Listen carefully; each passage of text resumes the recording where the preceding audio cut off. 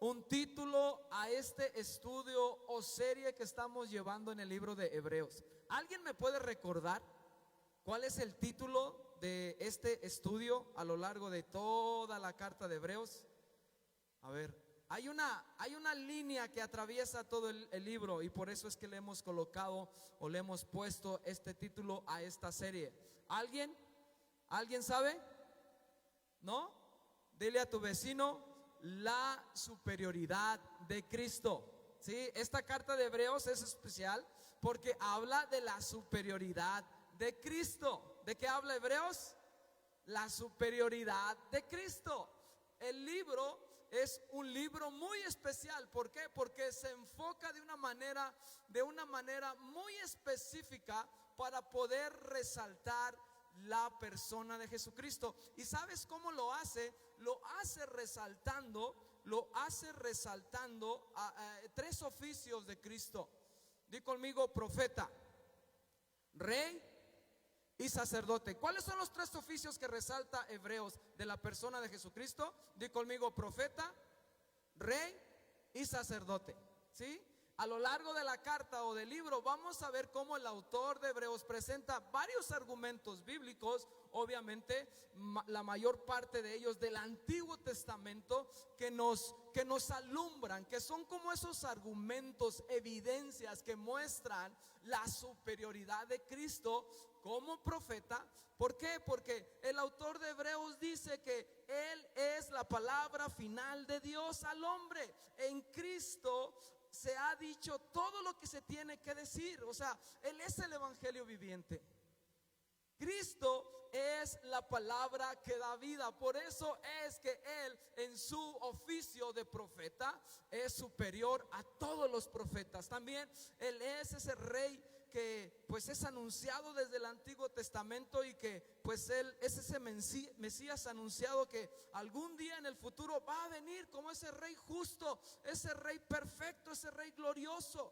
Y también el día de hoy vamos a empezar el estudio de este tercer oficio de Jesús, de la persona de Jesús, el cual es el sacerdocio de Él. Jesús, como sumo sacerdote, nos muestra el autor de Hebreos que Él es nuestro gran sumo sacerdote que intercede por nosotros continuamente, y el que nos da acceso al trono de la gracia. Entonces, puedes decir conmigo otra vez: profeta, rey y sacerdote.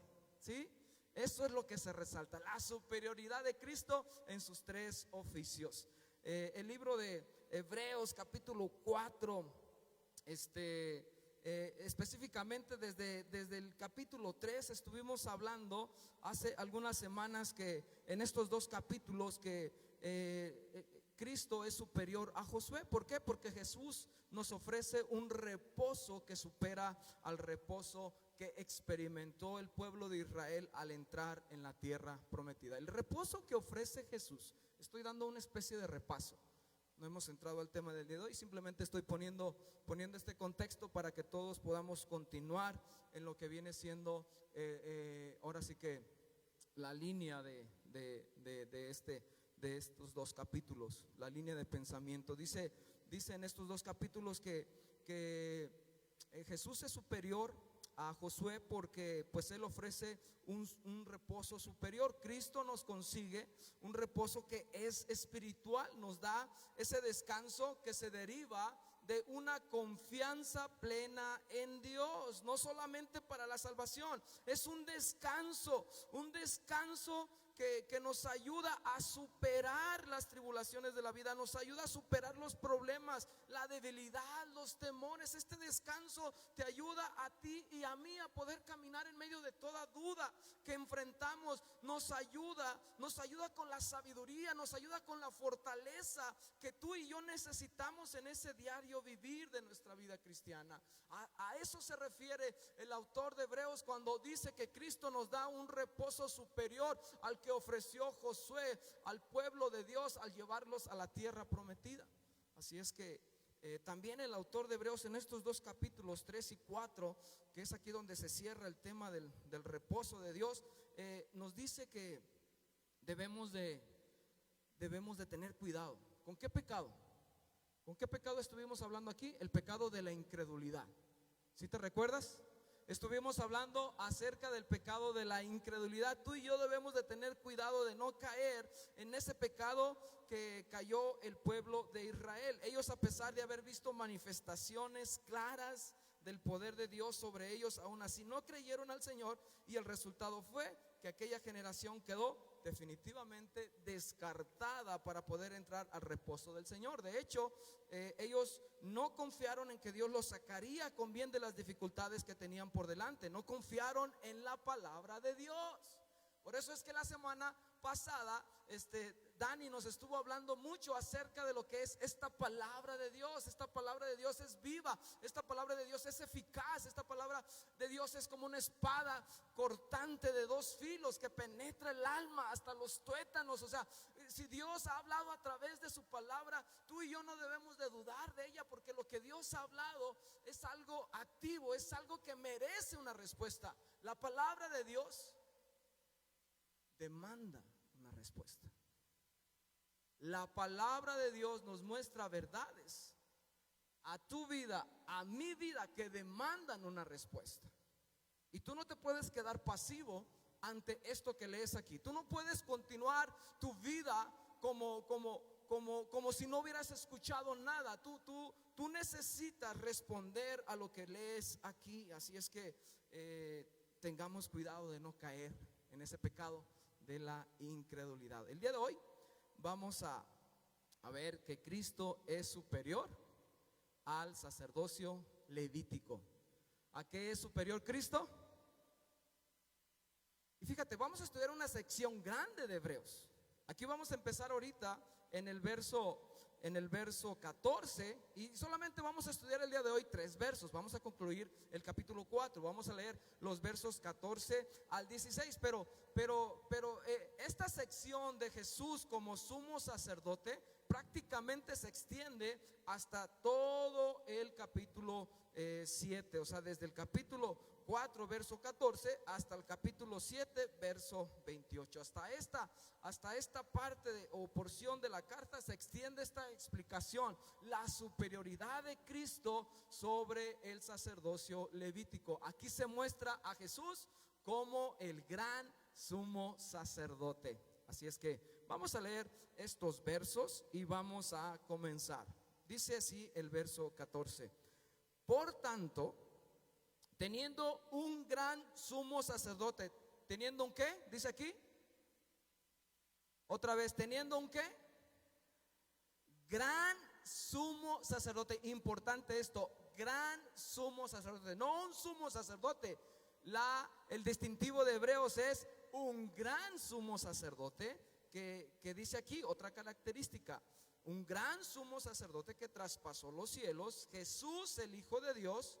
Retengamos nuestra profesión, porque no tenemos un sumo sacerdote que no pueda compadecerse de nuestras debilidades, sino uno que fue tentado en todo según nuestra semejanza, pero sin pecado. Acerquémonos pues confiadamente al trono de la gracia para alcanzar misericordia y hallar gracia para el oportuno socorro. Vamos a orar, vamos a orar. Inclina tu rostro ahí donde tú estás y dile: Señor, háblanos en esta noche. Señor, muéstranos a ese gran sumo sacerdote que es Cristo. Ayúdanos a profundizar, Señor, a través de la carta de Hebreos, en este oficio, Señor, del Hijo como sacerdote. Señor, ayúdanos a conocer, Padre, en mayor medida tu carácter. Padre, ayúdanos a ser más como tú. Y también sabemos, Señor, que pues este sacerdocio, Señor, que opera en ti, sabemos que tú lo has delegado a todo varón aquí en la tierra. Padre, yo te pido por los varones que están en esta audiencia y por los varones que están escuchando esta transmisión, Señor, que levantes en nosotros un corazón sacerdotal para interceder por nuestra casa. Señor, ayúdanos como padres, ayúdanos como esposos a ser esos líderes que velamos por la salud espiritual de nuestra casa. Ayúdanos a seguir tu ejemplo, Cristo. tú porque intercedes constantemente por tu iglesia. Tú estás sentado a la diestra de la majestad, Señor, continuamente intercediendo por los tuyos. De la misma manera, Señor, oramos para que tú nos des un corazón que clame delante de ti, Señor, por nuestra casa y nuestra familia. En el nombre de Cristo Jesús, amén, amén. Bueno, pues la idea de que Jesús es nuestro sumo sacerdote ha sido mencionada antes. Yo no sé si puedas darle vuelta ahí a tu Biblia. Ve al capítulo 2, verso 17, que dice así, expresando el autor de Hebreos la misma idea. Dice este verso: por lo cual debía ser en todo semejante a sus hermanos, para venir a ser misericordioso y fiel sumo sacerdote en lo que a Dios se refiere, para expiar los pecados del pueblo. Adelantito, 2 versos adelante, en el verso 1 del capítulo 3 dice: por tanto, hermanos santos, participantes del llamamiento celestial, considerad al apóstol, ¿y qué cosa dice ahí? Y sumo sacerdote de nuestra profesión, Cristo Jesús. Entonces, la idea de Jesús como ese sumo sacerdote ya se viene hablando capítulos anteriores, pero ahora el autor de Hebreos va a desarrollar la idea mucho más ampliamente. Jesús aquí se va a mostrar este oficio de sacerdote, pero también se va a mostrar su superioridad sobre el sacerdocio levítico. Ya se los dije, pero es una sección grande de esta carta. Y bueno, pues es importante que nosotros aprendamos el día de hoy algunas características de este sacerdocio de Cristo. Tal vez tú no estés muy familiarizado con el Antiguo Testamento, con los rituales, pero vamos a ir aprendiendo de a poco. Y el día de hoy vamos a ver algunas características de este sacerdocio de Cristo. Y esto es muy importante, ¿sabes por qué? Porque los creyentes que recibieron esta carta tenían ese contexto bien claro. Tal vez tú y yo no, pero ellos deberían de recibir esta información y estos argumentos para que pudieran acercarse confiadamente a Cristo en medio de la tribulación, en medio de eso que ellos estaban viviendo, la persecución, la muerte y todo eso que estaba provocando el desánimo y que muchos se apartaran de la fe. Ahora el autor de Hebreos los lleva a esta verdad fundamental: Cristo intercede por ti, Cristo está en medio de tu lucha, Cristo intercede por esa necesidad tuya, Cristo está compadeciéndose de tu necesidad, de tu persona, de tu corazón. Y eso es lo que está haciendo el autor de Hebreos, mostrando evidencia bíblica, argumentos. Así como ellos vivían ese sacerdocio arónico, ahora les dice: miren, esto es lo que hace Cristo en favor de ustedes. Esto era lo que sucedía anteriormente, pero ahora Cristo es ese gran sumo sacerdote. Entonces vamos a contemplar a este gran sumo sacerdote. Ese es el punto número 1. Puedes proyectarme ahí: contemplando al gran sumo sacerdote. Ese es el punto número 1. Si estás tomando nota, este es el primer punto. Y el tema de esta charla, de estos 3 versos, por si no lo anotaste o no te lo dije: Cristo es superior al sacerdocio levítico. Así es que dentro de este tema vamos a considerar este primer punto. Y vamos al verso nuevamente, al verso 14 del capítulo 4. Dice otra vez aquí el autor de Hebreos: por tanto, teniendo un gran sumo sacerdote que traspasó los cielos, a el Hijo de Dios, retengamos nuestra profesión. El primer distintivo de este gran sumo sacerdote es que traspasó los cielos. El sumo sacerdote en el Antiguo Testamento, escúchame en esto, es un poquito de contexto de cómo se hacían las cosas en el Antiguo Testamento respecto al templo, respecto a los sacrificios. Y si tú has leído los libros del Pentateuco, como Levítico, que nos habla específicamente de los sacrificios, del sacerdocio, de cómo exigía la ley que se prepararan, que se santificaran, te vas a recordar que el sumo sacerdote escogido por Dios, entraba al lugar santísimo solamente una vez al año. Por un breve momento se encontraba ante la presencia de Dios este sumo sacerdote escogido de entre el pueblo de Dios. Dentro de la tribu de Leví había una orden de sacerdotes, y dentro de estos sacerdotes se escogía a un sumo sacerdote, y todos los sacerdotes ministraban en el templo. Podían entrar al lugar santo, pero no podían entrar al lugar santísimo. Tenía que hacerlo solamente el sumo sacerdote, y lo hacía una vez al año, y rociaba esa sangre en el propiciatorio. El Señor se manifestaba y ahí estaba en contacto directo con la presencia de Dios de una manera simbólica. Pero en contraste, eso era lo que sucedía en el Antiguo Testamento. Pero en contraste ahora Cristo, dice aquí el autor de Hebreos, Cristo Jesús trasciende el sacerdocio levítico, porque Él resucitó de entre los muertos, ascendió al cielo y está sentado perpetuamente a la diestra de Dios Padre. Por eso es que recibe el título de gran sumo sacerdote que traspasó los cielos. ¿Me está siguiendo en esto? Jesús es ese sumo sacerdote que está en la presencia de Dios. ¿Por qué? Porque cumplió fielmente con su labor sacerdotal aquí en la tierra. Él cumplió con su oficio plenamente al ofrecerse como sacrificio sustituto y morir en la cruz por nosotros, puesto que Él murió para salvarnos y vive ahora en el cielo como sacerdote. ¿Para hacer qué cosa? Para representarnos, iglesia, a nosotros ante Dios. Nos representa a ti y a mí delante de nuestro Padre Celestial. Él está sentado a la diestra de la majestad con un propósito. Sigue ejerciendo ese oficio sacerdotal. Está ejerciendo su oficio sacerdotal. Si sabes cuál es ese, de interceder constantemente por los suyos. Es increíble saber esta verdad, el hecho de saber que Cristo intercede por nosotros. ¿A cuánto les da ánimo esto? ¿A cuánto les da ánimo saber que Cristo está intercediendo por ti en este momento? Quizás para que recibas esta palabra, quizás en medio de tu angustia, quizás en medio de esa preocupación que tiene tu corazón atribulado, Dios está obrando en ello. Claro, conforme a su voluntad, conforme a su poder, conforme a su omnisciencia. Él hará lo mejor para ti. Quizás no sea lo que tú piensas, quizás no es lo que tú deseas, quizás no es lo que tú esperabas, pero créemelo, el Señor está obrando, está intercediendo. Y eso es algo que debemos de tener presente siempre. Cristo es ese mediador por medio de quien cada creyente tiene acceso personal a Dios. Así es que Él traspasó los cielos. ¿Sabes por qué?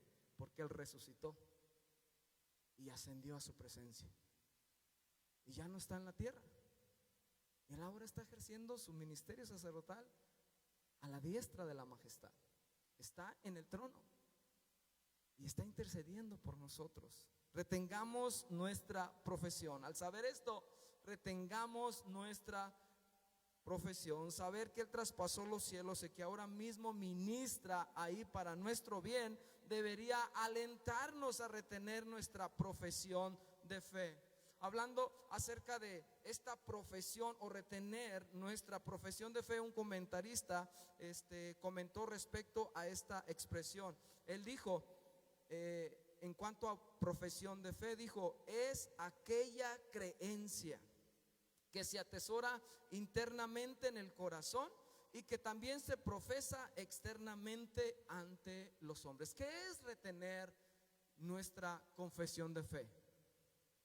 Acorde a lo que está diciendo el autor de Hebreos y usando de base este comentarista, bueno, pues es simplemente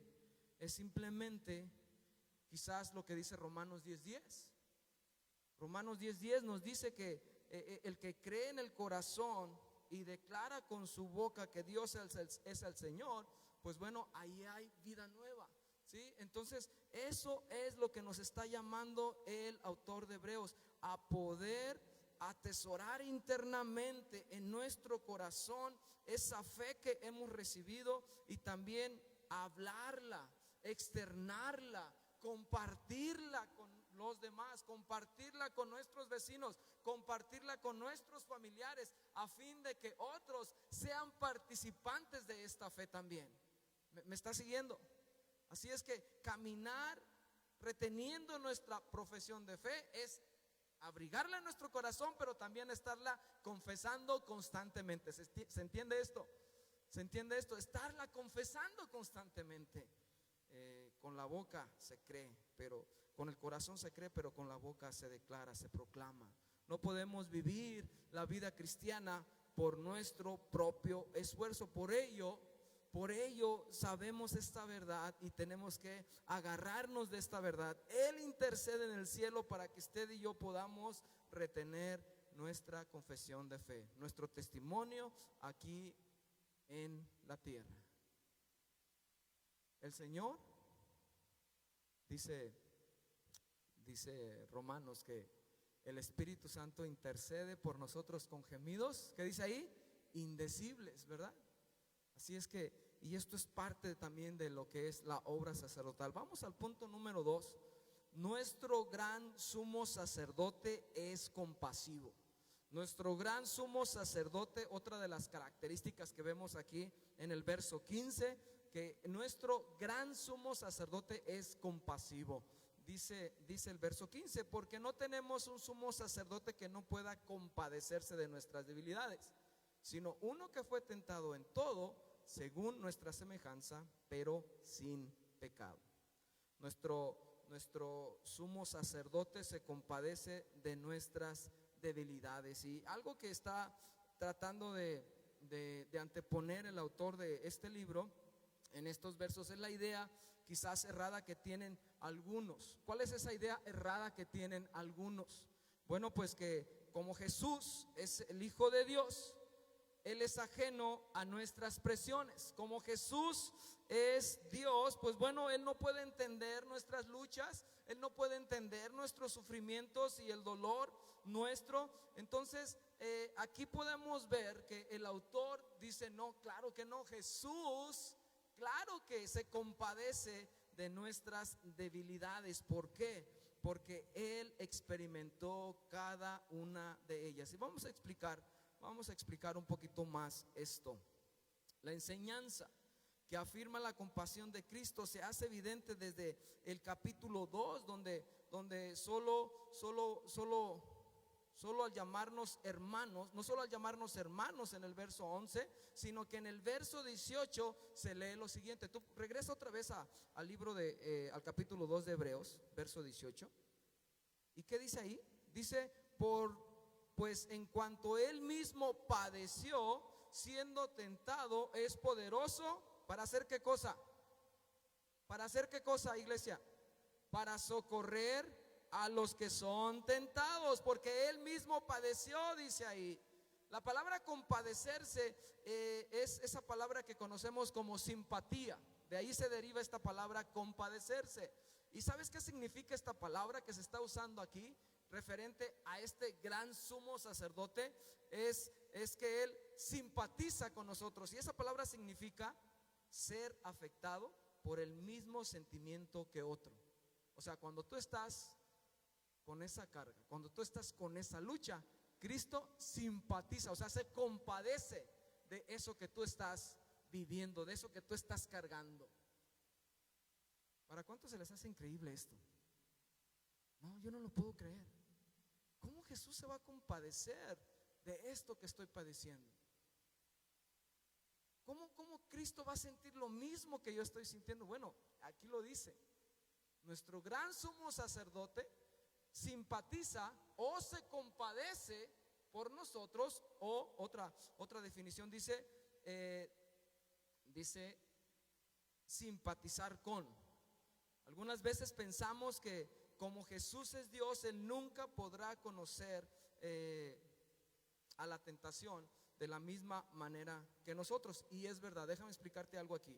Aunque la Biblia habla de la impecabilidad de Jesús, eso no significa que no entiende la fuerza de la tentación sobre nosotros, porque Jesús Jesús sí fue probado y por esa razón Él sabe cómo nos sentimos nosotros. Por esa razón podemos decir que tenemos un sumo sacerdote que nos comprende. Jesús no caminó en esta tierra con la concupiscencia natural del hombre. O sea, Jesús no tenía una naturaleza pecaminosa como tú y como yo. O sea, Él no tuvo una naturaleza pecaminosa empujándolo hacia el pecado desde su interior. Pero Jesús sabe lo que es ser tentado y luchar contra el pecado. A pesar de que nunca fue manchado por el pecado, Él sabe por lo que pasamos, no de forma teórica o académica. Él entiende porque experimentó la tentación a un grado que nosotros nunca podemos conocer o podremos conocer. Jesús no tenía una naturaleza pecaminosa. Algunos estudiosos dicen que no podía pecar debido a que no tenía esta naturaleza pecaminosa. Y se habla de la impecabilidad de Cristo. Pero eso no significa que no entienda la tentación, porque dice Mateo 4 que Él fue tentado por el diablo. Cuando estuvo en la cruz, Él fue tentado por la audiencia. Si eres hijo de Dios, bájate de esa cruz. ¿Qué le dijo Satanás? Si eres el hijo de Dios, convierte estas piedras en pan para que te alimentes. O sea, Jesús entendió la presión humana, experimentó la tentación humana en grados quizás más profundos de los que tú y yo podemos experimentar, aunque en Él no se halló pecado. Pero el hecho de que Él no haya cedido ante el pecado no significa que no entiende nuestra flaqueza, no significa que no entiende nuestras debilidades. ¿Me está siguiendo con esto? Entonces aquí el autor de Hebreos está diciendo, sino uno que fue tentado en todo según nuestra semejanza. Sí, es verdad, Cristo no solamente es totalmente divino, también es completamente humano. Y por lo tanto entiende nuestras debilidades y tentaciones. Él mismo enfrentó estas cosas. Ya hemos hablado de esto, pero es bueno recordarlo. Jesús experimentó hambre. ¿Qué más experimentó Jesús? ¿Alguien en su ministerio puede ver a Jesús caminando día con día, cansado, exhausto? Jesús tuvo hambre, Jesús tuvo sed, Jesús experimentó cansancio, Jesús experimentó el abandono, la traición de sus amigos, de sus discípulos. Jesús experimentó el dolor, Jesús experimentó el quebranto del corazón en dimensiones quizás que tú y yo no hubiéramos resistido. Por eso es que Él es un sumo sacerdote que se compadece de nuestras debilidades, pero ¿sin qué? Sin pecado. Sin pecado. Él fue tentado tan intensamente como nosotros lo hemos sido. Él sufrió todas las tentaciones, pero con la gran diferencia que en Cristo no se halló pecado. El pecado es la única experiencia humana en la que Cristo no participó. En todo lo demás nos entiende. En todo lo demás comprende nuestra debilidad. Dice 1 Corintios capítulo 10 verso 13, palabras que van en conexión con lo que estamos hablando. No os ha sobrevenido ninguna tentación que no sea humana, pero fiel es Dios, que no os dejará ser tentados más de lo que podéis resistir, sino que dará también juntamente con la tentación la salida para que podáis soportar.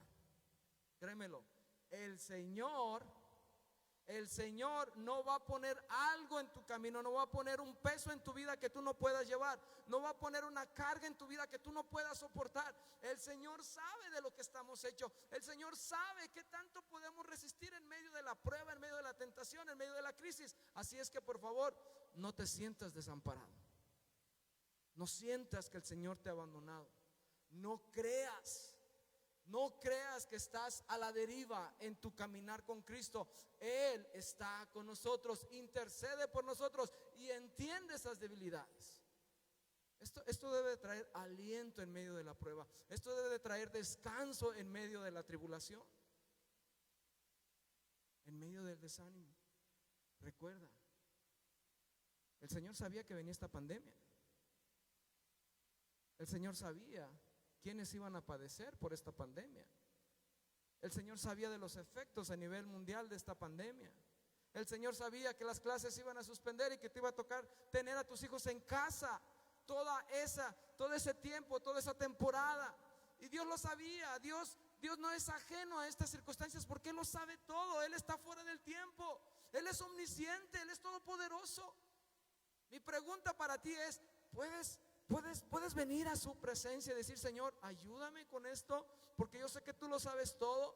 Yo sé que tú me vas a ayudar a poder guiar a mis hijos, a que no se distraigan con tanto celular, con tanta televisión. Señor, ayúdame a sobreponerme en medio de esta pérdida. Ayúdame, Señor.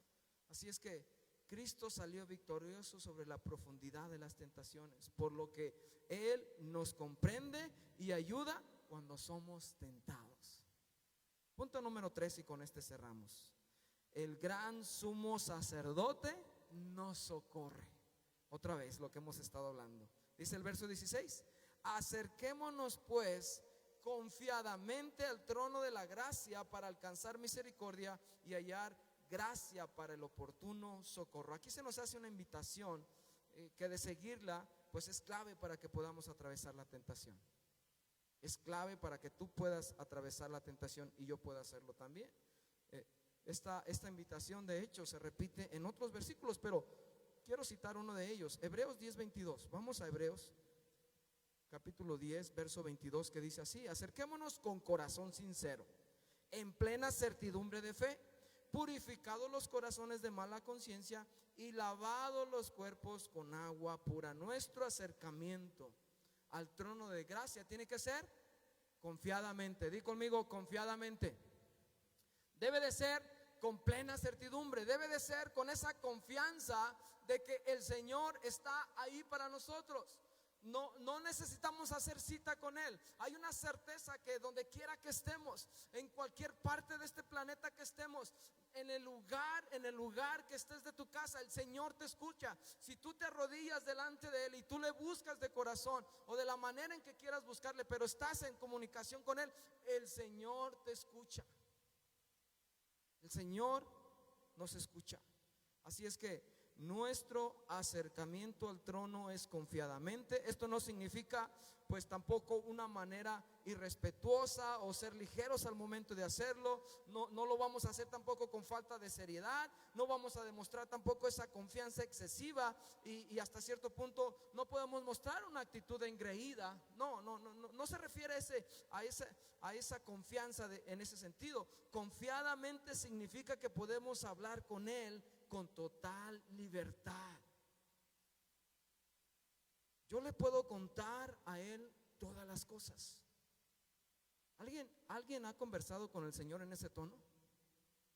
¿Alguien en este lugar puede o ha experimentado, mejor dicho, esta oración donde simplemente vas con el Señor y le abres tu corazón con el entendimiento que Él ya lo sabe, pero Él se agrada cuando tú abres tu corazón delante de Él y eres sincero?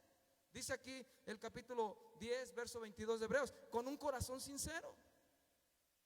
¿Alguien ha experimentado esa relación o ese tipo de oración? Porque esa es la oración a la cual el Señor nos quiere llevar. Una oración sincera, una oración sin tapujos, una oración que realmente externa lo que hay en el corazón, donde no le ocultemos nada a Él. Y que podamos ir a su presencia simplemente diciéndole: Señor, pues ya conoces mis debilidades. Señor, estoy delante de ti. Sé que no puedo ocultar nada delante de tu presencia. Tú conoces mi corazón. Y pues bueno, aquí estoy. Si nosotros hacemos esto continuamente, estoy seguro que los tiempos de oración como iglesia van a cambiar.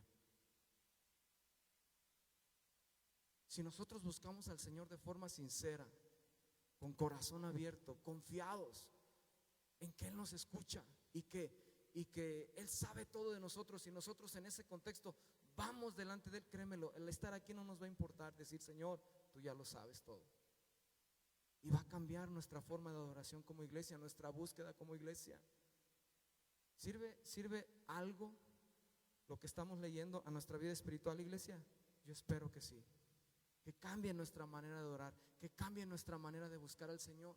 No tenemos que llegar con una formalidad, no tenemos que llegar con palabras así muy altisonantes, muy elegantes, muy teológicas, muy adornadas. Seamos naturales al momento de buscar al Señor, porque Él conoce quiénes somos, y por eso es que debemos de acercarnos a Él confiadamente, ir a ese trono de la gracia continuamente, pero con un corazón sincero. ¿Qué más implica el acercarnos al trono de la gracia? Bueno, primero aquí se nos dice que cuando nos acercamos podemos alcanzar dos cosas. Número uno, misericordia. ¿Y qué cosa más? Misericordia y gracia. Podemos alcanzar, vamos a leer nuevamente el verso 16. Acerquémonos pues confiadamente al trono de la gracia para alcanzar, ¿qué dice ahí? Misericordia y hallar gracia para el oportuno socorro. Entonces, dos cosas: nos acercamos al trono de la gracia para alcanzar misericordia y gracia. Oye, pero ¿qué no es lo mismo misericordia y gracia? ¿Que no son palabras sinónimas en la Biblia? No, claro que no. Misericordia es esto: es no recibir lo que merecemos. Por ejemplo, yo merecía la muerte, la ira de Dios, su juicio, y la misericordia de Dios es no recibir lo que yo merecía. ¿Sí quedó claro lo que es misericordia? Misericordia es no recibir lo que yo merezco. Por eso es que Dios es misericordioso, que nos ha quitado de su juicio, nos ha quitado de bajo su ira. Y hallar gracia es obtener lo que no merecemos. ¿Qué es gracia? Obtener lo que no merecemos. Gracia, ya sabemos, regalo inmerecido, favor inmerecido, ¿sí? Entonces, no merecía la salvación. O sea, misericordia es: yo merecía juicio, Dios me quita del juicio. Pero la gracia es: yo no merecía la salvación. Una cosa es que el Señor me perdone del juicio, y otra cosa es que, aparte de ser perdonado, me dé salvación, me dé vida eterna. Eso es gracia. ¿Me está siguiendo con esto? Gracia es recibir lo que no merecemos, como la salvación, como el regalo de la vida eterna, como el Espíritu Santo en nosotros, que nos capacita día a día. Entonces, dice aquí el autor de Hebreos: acerquémonos al trono de la gracia, uniendo los dos conceptos de misericordia y gracia. Implica la certeza de no recibir lo que merecemos, como su juicio y la muerte, sino que agregado a ello, Dios nos da lo que necesitamos, aunque no lo merecemos. Estar en el trono de gracia implica la certeza de no recibir lo que merecemos, como su juicio y la muerte por el pecado, sino que agregado a ello, Dios nos da lo que necesitamos, aunque no lo merecemos. Aunque acercarse al trono de la gracia en la mente del creyente debe traducirse como venir en oración ante Él, con la seguridad de que hemos sido perdonados de nuestros pecados, por un lado, y por el otro, que nos hemos acercado, escucha esto, nos hemos acercado a la fuente inagotable de recursos espirituales disponibles para vivir nuestra vida aquí en la tierra y en la eternidad. Acercarte al trono de la gracia en la mente nuestra debe de traducirse como venir en oración ante Él, con la seguridad de que hemos sido perdonados de nuestros pecados, por un lado, y por el otro, que nos hemos acercado, o que Dios nos da esa facilidad de acercarnos a la fuente inagotable de recursos espirituales disponibles para vivir nuestra vida aquí en la tierra y en la eternidad. Eso es acercarse al trono de la gracia, acercarse en oración ante su presencia, con la certeza de que Dios suplirá nuestras necesidades para el oportuno socorro, dice aquí. ¿Cuántos están en necesidad el día de hoy? ¿Ya fuiste al trono de la gracia? Te estás acercando al trono de la gracia.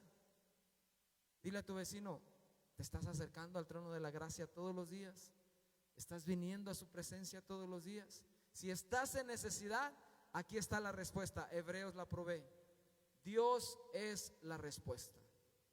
Dios es la respuesta a toda necesidad nuestra. ¿Te parece bien si te levantas, ponte sobre tus pies y vamos a orar, vamos a dar gracias por este gran sumo sacerdote y vamos a decirle: Señor, ayúdanos a acercarnos confiadamente a tu trono. Ayúdanos, Señor, a poder ir a esa fuente inagotable de bendición espiritual que tú tienes disponible para tus hijos. Y esta bendición espiritual tiene que ver con que cada día seamos más como Jesús. Tiene que ver con esas bendiciones espirituales, esos regalos espirituales, esa riqueza espiritual disponible para el pueblo de Dios, para que caminemos en esta vida firmes, sin retroceder, sin debilitarnos, sin caer en la incredulidad. Así es que tenemos lo necesario. No sé, ir al trono de la gracia. Viene a mi mente cuando estaba leyendo este verso. Dije, es como si entraras a un almacén grandísimo y llegaras ahí al mostrador y le dijeras a la persona que está ahí o al intermediario, que en este caso es Cristo: Señor, necesito esto. Ah, sí, mira, aquí está. Claro, todo alineado a su voluntad, no para nuestros deleites, porque el Señor no nos da esas cosas. Dios nos da esta riqueza espiritual y está disponible para que cumplamos su propósito, para que Él sea glorificado. Entonces es como llegar a este almacén y decir: Señor, necesito tu paz. Ok, aquí está. Necesito tu fortaleza. Aquí está. Señor, dame el gozo de tu salvación. Aquí está. Señor, hazme más como tú. Quiero ser más santo. Quiero ser más justo como tú. Aquí está. ¿Sí me explico, iglesia? Si estamos faltos, es porque no hemos ido al trono de la gracia. Si estamos deficientes, es porque no hemos reconocido que tenemos un sumo sacerdote que se compadece. Está bien cuando hay curvas en nuestras emociones, pero no podemos quedarnos ahí por siempre. No podemos quedarnos ahí por siempre, porque no es el plan de Dios. Y yo creo que uno de los reclamos de Dios hacia nuestras vidas va a ser: ¿por qué?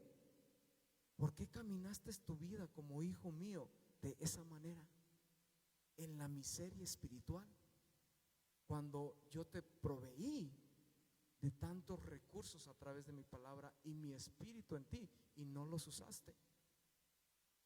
Buscaste y batallaste con tu paciencia, mas sin embargo eso es parte de lo que yo quería hacer en tu corazón. Y rechazaste ese trato de mí hacia ti y nunca me dejaste formar un corazón paciente en ti. ¿Sí me explico, iglesia? Ir al trono de la gracia es decir: Señor, estoy necesitado, ayúdame en mi debilidad. Y el Señor, que se compadece y entiende, suple eso. ¿Por qué no le pides en este momento?